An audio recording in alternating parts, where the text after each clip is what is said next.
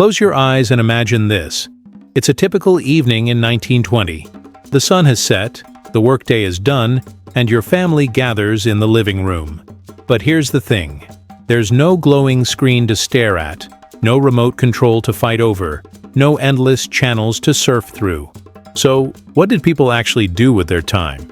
How did entire generations fill their evenings and weekends without the entertainment we take for granted today? Welcome back to American Memories. I'm about to take you on a fascinating journey into the pre-television era, where people had to be incredibly creative when it came to entertainment.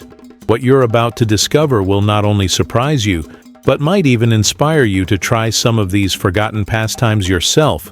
From elaborate parlor games to community events that brought entire neighborhoods together, the entertainment landscape before television was far richer than you might imagine. Before we dive into this world of forgotten fun, make sure to hit that subscribe button and ring the notification bell. We've got more incredible explorations of how people lived differently in the past coming your way. Let's start with something that was absolutely central to home entertainment, radio programs, and the incredible ritual that surrounded them. You might think radio was just background noise, but you'd be completely wrong. Radio in the 1920s, 30s, and 40s was appointment television before television existed. Families would gather around their radio sets like we gather around big screen TVs today. The difference was that radio demanded something television doesn't: imagination. When families tuned in to shows like The Shadow or The Lone Ranger, they weren't just passively watching, they were actively creating the visual world in their minds, making radio a participatory experience that engaged the imagination in ways television never could. What made radio entertainment so special was its ritual aspect. Families had favorite shows that aired at specific times, and everything else stopped when those programs came on. Children would sit on the floor in front of the radio.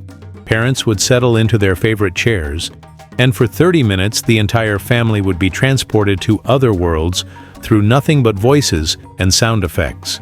Our second form of pre-television entertainment was elaborate parlor games and party entertainment. These weren't simple card games, they were sophisticated, often theatrical forms of entertainment that could engage groups of people for entire evenings. Charades wasn't the simple version you might remember from childhood parties. Victorian and early 20th century charades were elaborate productions involving costumes, props, and sometimes multiple acts.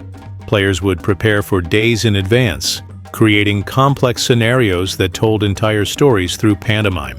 Another fascinating parlor game was called living pictures, where groups of people would recreate famous paintings or historical scenes using only their bodies, costumes, and creative positioning. These weren't quick snapshots. They were carefully choreographed presentations that required planning, creativity, and genuine artistic skill. The beauty of parlor games was their inclusivity. Unlike many modern forms of entertainment that isolate individuals, these games required participation from everyone present. They brought out creativity, encouraged performance skills, and created shared memories that lasted for years.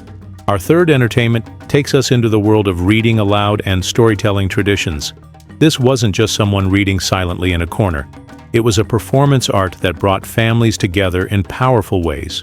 In most households, reading aloud was a nightly ritual. One family member would select a book and read chapters aloud while the rest of the family engaged in quiet activities like sewing or woodworking. Popular choices included adventure novels, classic literature, and serialized stories from magazines. What made this tradition so special was its ability to create shared experiences across generations. Grandparents, parents, and children would all follow the same story together, discussing characters and eagerly anticipating the next evening's reading. Professional storytellers were also major entertainment in many communities. These weren't just people who read from books. They were performers who had memorized vast collections of stories and tales. A skilled storyteller could hold a crowd spellbound for hours, using nothing but their voice, gestures, and dramatic timing. Let's move to our fourth form of entertainment, music making and dancing, which were absolutely central to social life. Unlike today, where most people consume music passively, pre-television entertainment required active participation in creating music and dance. Nearly every household had some form of musical instrument, whether it was a piano, guitar, or harmonica. Family members were expected to learn at least basic musical skills, and evening entertainment often revolved around family sing-alongs, with different members contributing their abilities to create group performances. Community dances were major social events that brought entire neighborhoods together. These weren't just young people's activities. They were multi-generational gatherings where children learned traditional dances from their elders, and adults socialized while participating in active, healthy entertainment. What's fascinating is how democratic music making was in the pre-television era. Without recorded music dominating culture, people had to create their own entertainment, which meant musical skills were much more widely distributed. Even people who weren't particularly talented were encouraged to participate. Our fifth entertainment brings us to elaborate craft projects and handwork that served both practical and recreational purposes. Before mass-produced goods dominated daily life, people spent significant portions of their leisure time creating useful and beautiful objects. Women would gather for quilting bees, which were major social events that combined practical work with community bonding. These weren't just about making quilts, they were opportunities for sharing news, discussing community issues, and maintaining social connections. The quilts themselves often told stories through their patterns and colors. Men had their own craft traditions, often centered around woodworking or metalworking. Building furniture, tools, or decorative objects wasn't just about necessity, it was creative expression and personal satisfaction that provided entertainment while creating useful items. What made craft-based entertainment so satisfying was its tangible results. Unlike many modern forms of entertainment that leave nothing behind, craft projects created lasting objects that could be used, displayed, or given as gifts.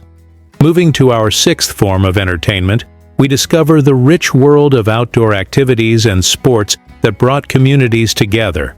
Without television to keep people indoors, outdoor recreation was central to social life and community identity. Community picnics were major events that could involve entire towns. These weren't simple family gatherings. They were elaborate productions featuring organized games, contests, performances, and shared meals that required weeks of planning. Families would compete in everything from three-legged races to pie-eating contests. Seasonal sports provided year-round entertainment that connected people with natural cycles. Summer brought baseball games and swimming competitions. Winter featured ice skating parties and sleigh rides that turned harsh weather into opportunities for fun and social connection. What's remarkable about pre-television outdoor entertainment is how it built genuine community connections. Unlike modern organized sports that often separate participants from spectators, these activities encouraged everyone to participate at their own level. Our seventh entertainment takes us into the fascinating world of social clubs and societies that provided structured entertainment and personal development.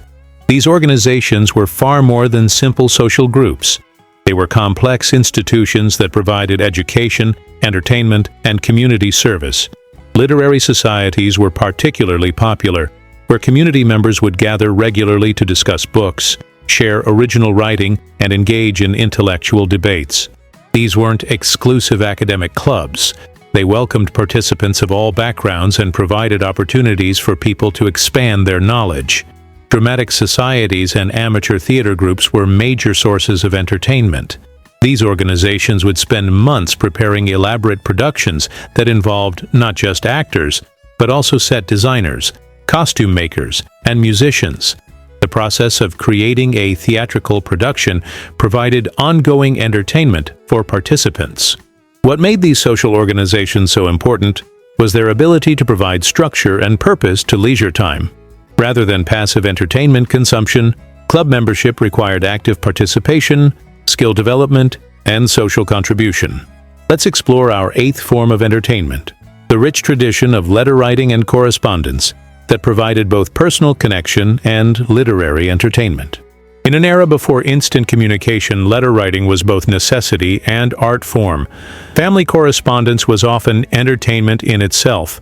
Letters from distant relatives would be read aloud to the entire family, shared with neighbors, and discussed for days. People would spend hours crafting thoughtful responses, treating letter writing as a creative exercise.